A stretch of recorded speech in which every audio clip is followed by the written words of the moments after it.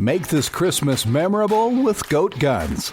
Get the coolest miniature gun models for your collection. From historical classics to modern weapons, we have something for every firearm and hobby enthusiast. Surprise your loved ones with the gift of Goat Guns, the perfect blend of quality and detail.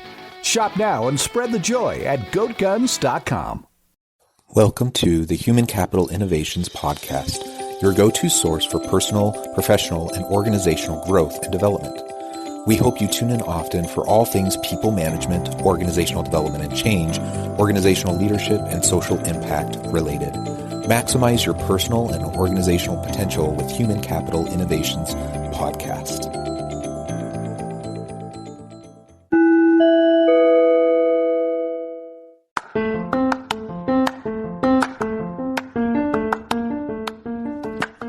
Welcome to the Human Capital Innovations Podcast. In this HCI podcast episode, I talk with Jeannie Burlowski about preparing for a career you will excel at and love.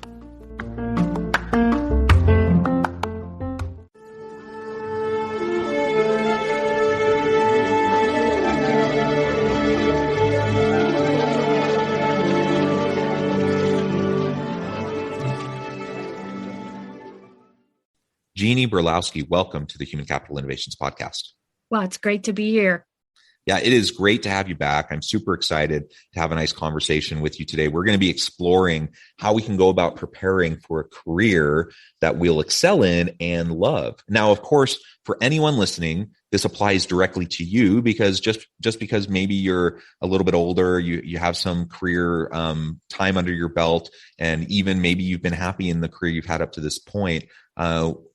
All of us tend to go through shifts and pivots, and sometimes we want to go in a different direction, even mid-career, even mid-life. So everything we're going to talk about today certainly will apply to you personally as a listener, but we also want to talk about it in terms of you and your role as a leader and how you can help have a developmental mindset around providing great experiences and opportunities for your people so that they can have a career that they love, so that they can grow into their career and develop and have the opportunities that will help them have that kind of passion and love for what they're doing. As we get started, I wanted to share Jeannie's bio with everybody. Jeannie Burlowski is a full-time academic strategist, podcast host, and sought-after speaker for students age 12 to 26 and their parents and grandparents. And she is the author of the book Launch: How to Get Your Kids Through College Debt-Free and Into Jobs They Love Afterward. Jeannie's writing, speaking, and podcasting help parents set their kids up to graduate college debt-free and move directly into careers they excel at and love.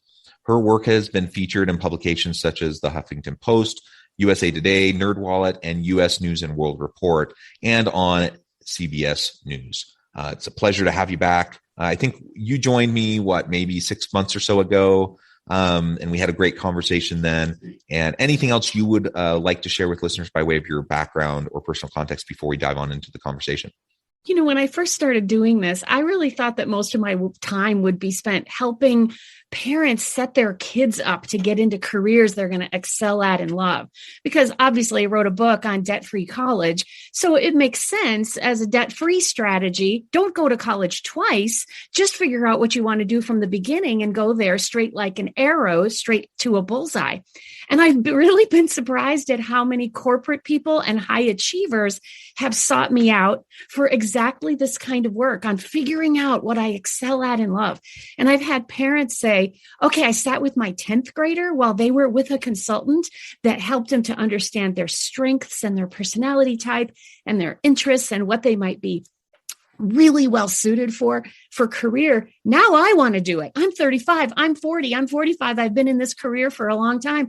And I kind of wonder at night when I'm going to bed, is this the top for me? Is this really where I want to be? Is this where I'm going to excel at and love? So I'm excited that today we're here to apply this to leaders. We're here to apply this to the people that work for leaders, because in this world, we've got millions of people who the human brain craves craftsmanship. They crave being able to do something significant that matters. And you and I are here to help people do that today.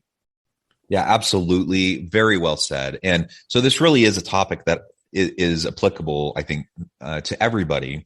And in my experience, to your point, very few people take a direct linear path in terms of their career development and the process they go, not just in preparation for a career, but during the career itself. And we know there's lots of research on this, that most people will shift not just jobs, but careers upwards of 4 or 5 times throughout their working life. And it seems like that number continues to go higher and higher as we get further and further into this kind of globalized economy, interconnected, distributed workforce, and people being able to kind of work anywhere and work for different organizations. It has completely opened up the opportunities for employers to hire anyone anywhere, and for people looking for jobs to look for jobs anywhere. And you might be a digital nomad roaming around in your RV and doing whatever you want, and working for a boss who's in Germany or whatever. The sky's the limit.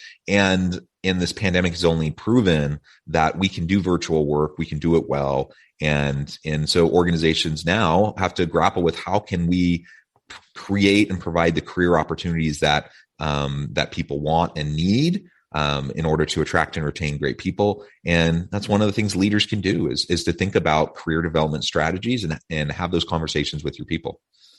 Yeah, I want to just jump right on something you said there about the sky's the limit. In a way, that's exciting that the sky is the limit, but in a way, it's anxiety producing. Because people are wondering, I'm doing this, but should I do something else? After all, the sky's the limit. Should I just take off and do something else?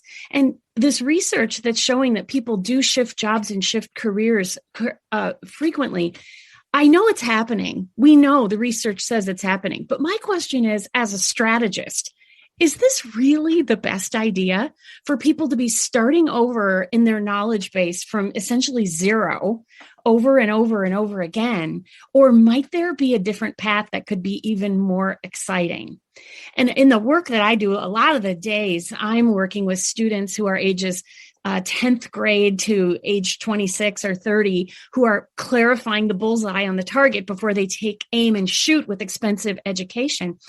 But people who are working adults, people who are working for leaders that are listening to this podcast or the leaders themselves, it can actually help us to reduce anxiety and produce more and produce better if we can limit our options a little bit. Instead of the sky's the limit, which just fills me with anxiety because I never can go to bed at night knowing that I nailed what I wanted to do. Was there something out there that I didn't know about?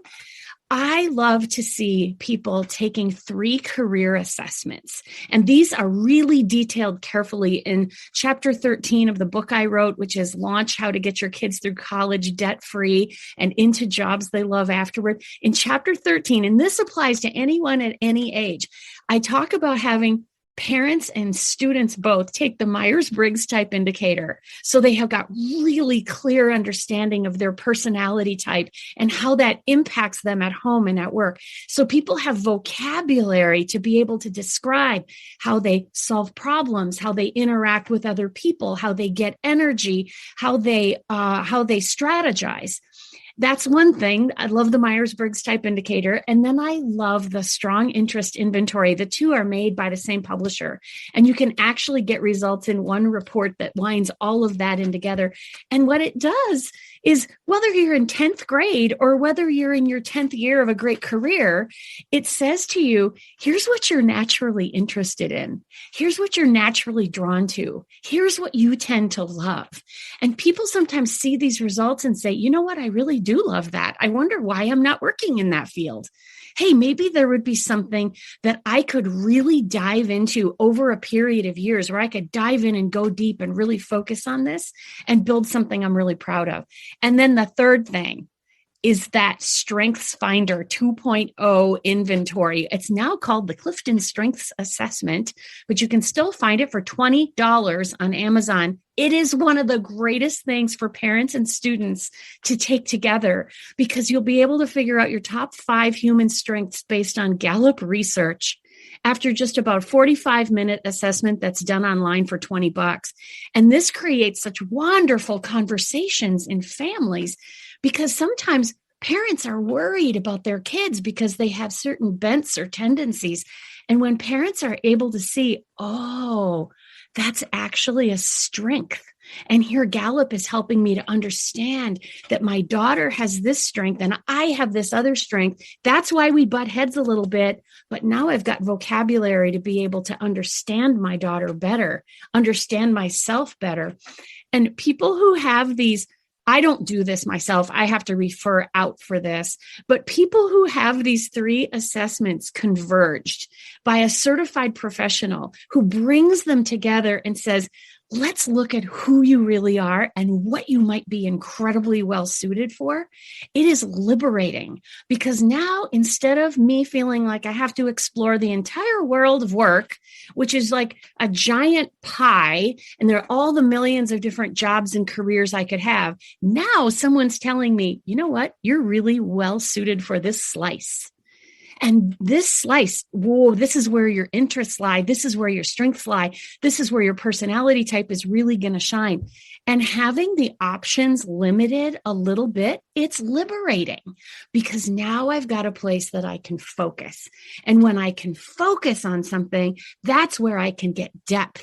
And because, as I said earlier, human beings crave craftsmanship, this is where I can dive in deeply over time. And people who are leaders like you, who make this available, or at least even just suggest listening to this podcast for people that they lead, they're able to help the people they lead to find their niche and their thing and what they love. And that's when you have people putting in lots of hours and getting excited about getting new ideas because they're on fire about who they really are. Everything you just said, absolutely. And I love taking these assessments to try to hone in and better understand. Now, and I'm sure you would agree with this statement that there's nothing like specifically magical about these particular assessments. I'm not like one to be dogmatic about, Myers-Briggs, for example. I know there are diehard Myers-Briggs people out there or strengths finders or whatever. But regardless of the assessment, and the 3 you mentioned are awesome, they're really great to use. There are other great assessments as well. Regardless of the assessment, when you go through that process, like you described, of just self-reflection that occurs through these types of assessments, it really helps you hone in on what perhaps is going to be the most interesting and impactful for you moving forward. And you can set aside, maybe your assumptions about the past, or maybe you studied what you studied in college as a younger student due to family expectations, or you felt like that's kind of what society said is what's valued. Maybe you're trying to shed yourself of those types of assumptions or expectations. And these types of assessments, the self-reflective process, all of that will help you hone in and become more targeted in how you're going to move forward. Because nobody, let's say you went through and you got a bachelor's degree already, or let's say you even got a master's degree already and you spent 10, 20 years in a career. Now you're realizing years later that you don't really like what you're doing. Does that mean you need to go back to school? Perhaps. But does that mean you need to start over with a undergrad degree? Probably not. I guess if you want to become like a medical doctor, maybe you have to go back and do pre-med and all that. But if you just want to pivot, then maybe it's a professional certificate. Maybe, you take some, you do some LinkedIn learning. Maybe like there's all these different things you can do to retool and to upskill yourself and start to position yourself into a new future and new opportunities. And so we just want to be creative about it. And before we dump too much money into additional education, that we know really where we want to go.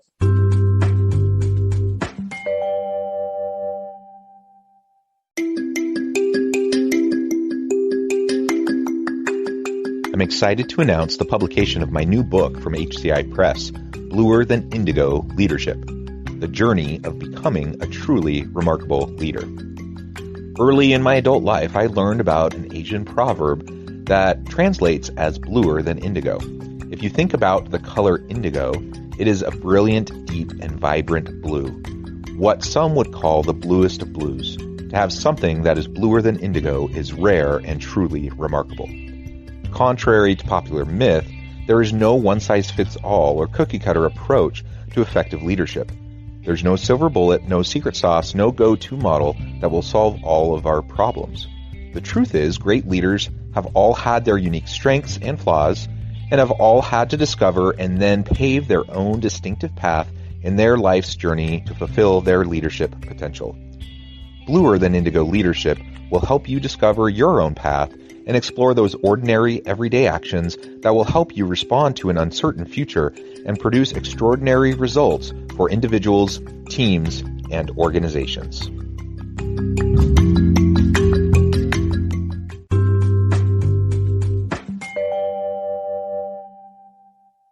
Oh, right. And when I say I'm partial to the Myers-Briggs type indicators, strong interest inventory, the Strengths Finder, which is now called Clifton Strengths Assessment. You got to remember the perspective I come from. I'm helping parents who are incredibly busy and they have no time. And I'm helping them to just figure this out for kids as fast as possible. And the research shows that this works really, really well for kids who are 15 and up. And so rather than telling parents, go and consider every assessment in the known universe and pick something good for your kids, they don't want to hear that from me. They want to hear, tell me what to do. And I said, I don't administer these myself. I have an approved, I don't administer these myself. I have an approved consultants tab at JeannieBurlowski.com where I refer people out to the same person that did these assessments for my own kids. I paid full price for it. And I think it's the best money I ever spent on my kids and their lives. And anyone can find that person on my website. Cindy Matson is the person I recommend at JeannieBurlowski.com. Go to the approved consultants tab. I get nothing for telling you this. I just know people are going to listen to this and go, where do I get that for my kid? And I want to bring something, wrap around to what you just said about you have a master's degree already. Do you have to go back and redo undergrad? Part of my credential is that I've spent 25 years as a consultant helping students apply to highly competitive law schools, medical schools, graduate schools, and business schools. So I see people often who are at this point in career where they're saying, I'm not really where I want to be. I want to go up a level. And and sometimes they say to me, I'm not sure if I should be doing this or this. One guy comes to mind who thought he wanted to go to medical school because it seemed like just the hardest thing he could imagine. And after I sent him to take these assessments, and afterwards it just became really clear he's very deeply introverted and loves quiet time alone for deep thought. And he would be driven crazy by being a doctor, all those interruptions and having to talk to people who don't understand things. It was going to be terrible for him. And what turned out to be amazing for him was to be in research, especially he's in biochemical research and he's folding proteins, and he would have probably never considered that option, but it was actually less expensive. It was less extra school, and he's in a PhD program now, which is really, really makes sense. But here's what I have found. In 25 years of helping people at these very high levels, I found that in human capital, nothing is ever wasted. And if I see someone that has a law degree, or they already have a certain degree from undergrad, typically what happens when we look at that, what's the next step for this person? The answer is never to just wipe away and waste 4 years of education that cost $180,000 and start over as a baker in a bakery. Usually that's not what happens. Usually what it happens is there's a natural, logical next step that builds on everything you've built already. And sometimes it just takes someone, a consultant with experience. This is not me. I have to refer out to this, but it just takes a person who's able to stand with you on the top of that mountain and see what is the next higher mountain that you can go to from the place that you're at right now. Yeah, I love that. And so all of these opportunities to hone in, be more strategic in how we approach our own career development, looking at the whole landscape of possibilities in terms of upskilling and reskilling. And maybe that's a degree, maybe that's a certification, maybe, that's going through Coursera, or there's all these different things you can do. And some of them are fairly low cost. Some are even no cost, depending on what you choose. And you can leverage what you've already done. And if you have already a lot of good success in your career, then pivoting can be a little bit of a challenge because you have to rebrand yourself and you have to be able to demonstrate to a future employer, that now you're going in this new direction. But it's certainly possible. Now let's, as we spend our last bit of time together today, let's loop back and talk a little bit more specifically about what leaders and organizations can do within their teams to create an environment where everyone is, thinking along the lines of a growth mindset, thinking about how they can continually be growing and developing themselves. Sometimes that means people on your team are going to want to go back. Maybe they're entry level. They have a bachelor's degree. They want to go back and get a master's degree. What can you do to encourage that, to support that? Maybe they want to go do LinkedIn Learning or do some of these other types of kind of micro credentials that can help them upskill or whatever. What are some of your thoughts and ideas around what we can do as leaders to create that kind of an environment and atmosphere to be supportive of the career development of the people on our teams? I'm so glad we are talking about this. I've actually written an article called 8 Reasons Why Google Managers Are Wildly Successful. And of these 8 reasons, only one has anything to do with technical. They have some key technical skills that can help them to advise their team, blah, blah, blah. That's what you would expect. The other 7 things are all caring about the career development of the people that they lead. And I'm going to just read these very, very quickly. Top Google managers and why they're wildly successful. Number 1, they're good coaches.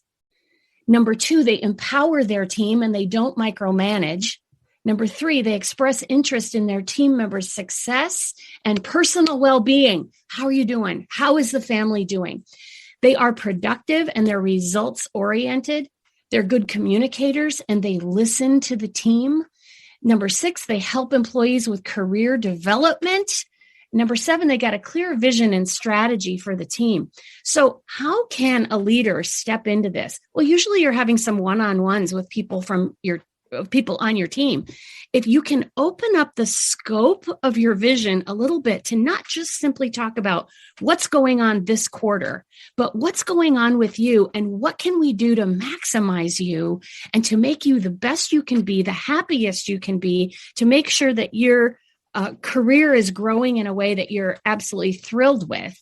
Having some of those discussions, at least expressing interest in the employee and what their goals are and how that employee might be able to stretch and grow beyond what they are right now. And I know some leaders might say, well, I don't want my people stretching and growing, and then they'll leave me, and then I'll have to open a rack, and then I'll have to find a new person.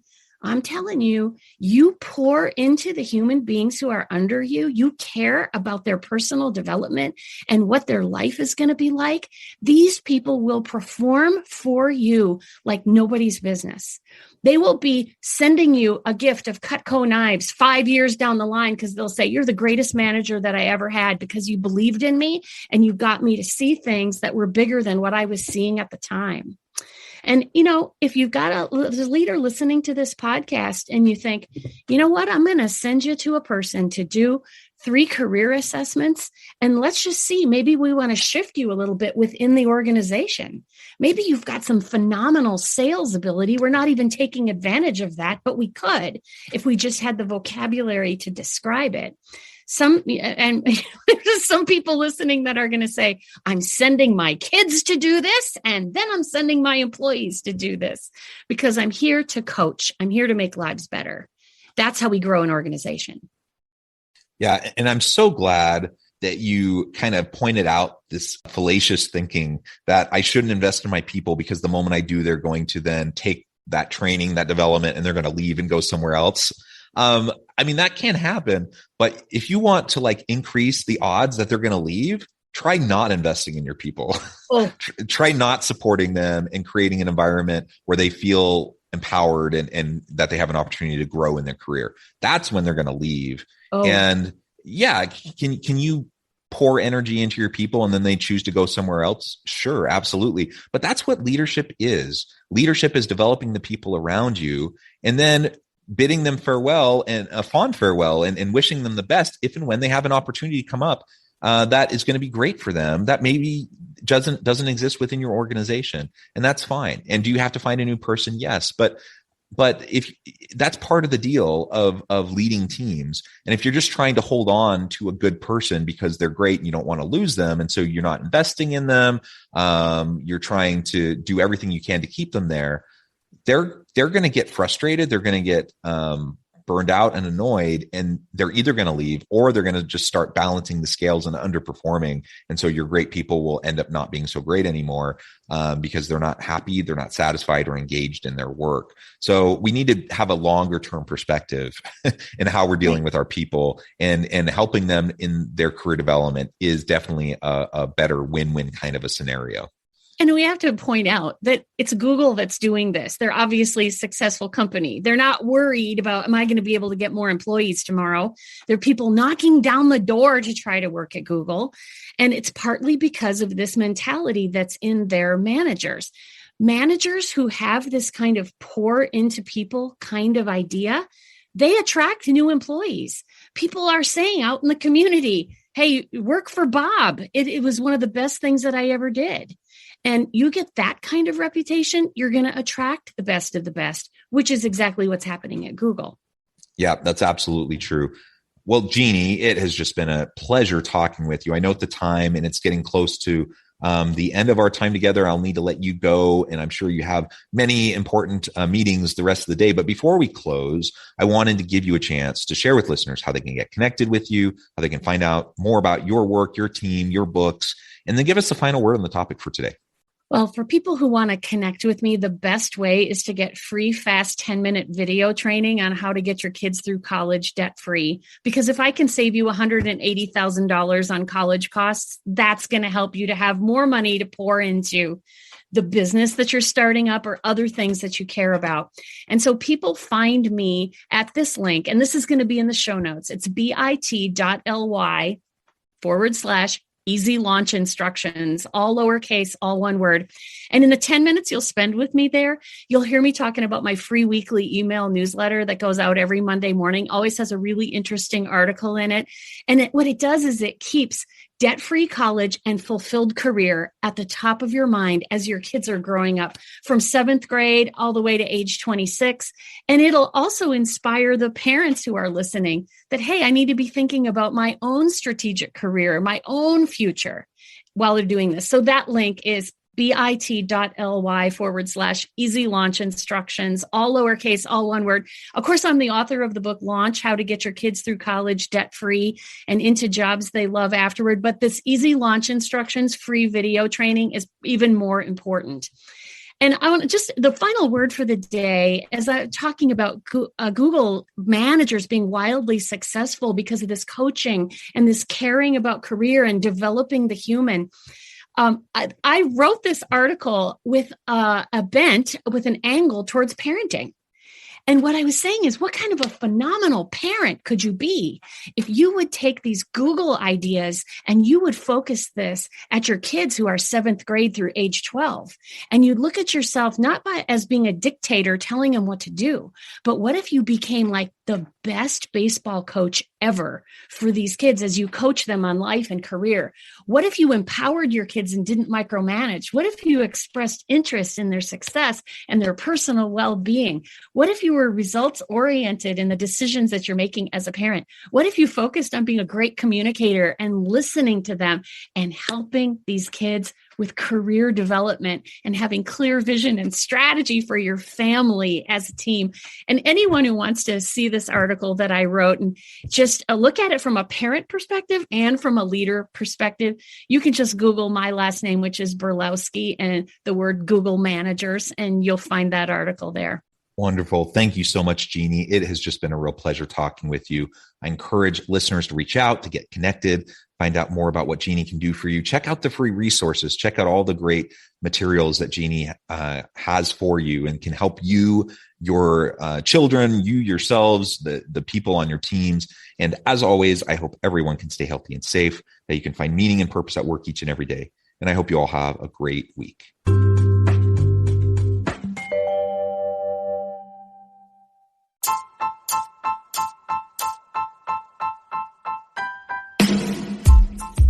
The alchemy of truly remarkable leadership. Ordinary, everyday actions that produce extraordinary results. Consider how the nature of work has shifted over the past 50 years. With increased globalization, rapid technological advancement, and the shift in economic composition, the average job of today looks very different than the average job of 50 years ago.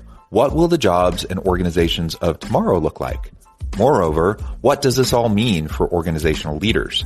What are the core competencies and capabilities of organizations and their leadership that are prepared for continued disruption and geopolitical and socioeconomic shifts?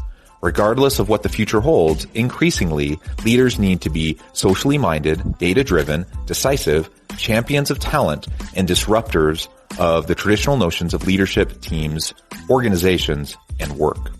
The Alchemy of Truly Remarkable Leadership will help you to explore your own leadership competencies and capabilities and consider ways to apply and implement them into your workplace and personal life.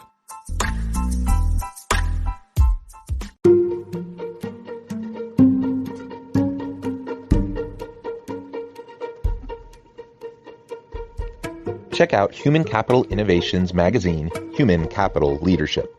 Human Capital Leadership is a free, interactive e-magazine with the mission to help individuals, leaders, and organizations find innovative approaches to maximize their human capital potential. We publish issues quarterly in August, November, February, and May. Take a look at the latest issue and let us know what you think.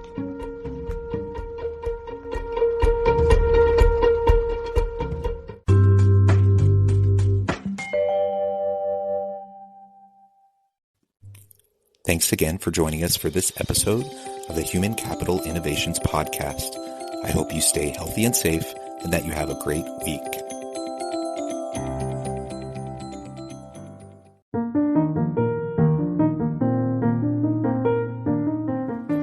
Check out our new weekly LinkedIn newsletter, Alchemizing Human Capital, exploring industry trends via original research and interviews with executives and thought leaders from across the globe. We look forward to having you join us.